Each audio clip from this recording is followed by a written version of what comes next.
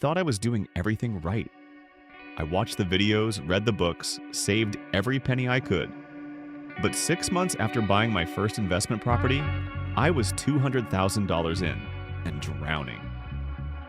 This is the story of how I almost lost everything trying to chase the easy money dream in real estate. I'd been working a 9-to-5 for 7 years, living below my means and stockpiling cash. Everyone around me kept saying real estate is the safest way to build wealth. So I finally decided to flip a house. Found a hidden gem in a neighborhood 10 minutes outside Atlanta. Old place built in the 1970s, moldy carpets, outdated kitchen, but I saw potential. The agent said homes nearby were selling fast. I believed him. Paid $180,000 for it. My life savings. Had a budget of $50,000 for renovations and a timeline of 3 months to finish it. Spoiler, it took 7. The first red flag was the contractor. Referred by a friend, no official company, no license.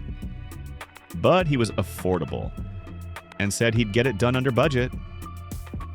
Week 2, he disappears for 5 days. Week 4, the floors are ripped out and he's still waiting on permits. Week 6, I find out the electrical wiring was not up to code. It had to be redone entirely. $8,000 gone. Then the city inspector came by and shut everything down for 3 weeks due to code violations. I was paying mortgage and insurance the whole time. $1,800 per month. Bleeding money.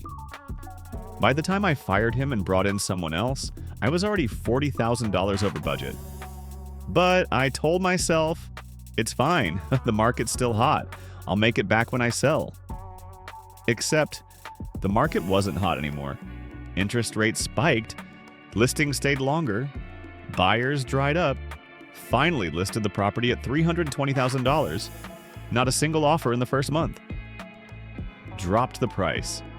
Again and again. 3 months later, I sold it for $270,000. Let me break it down.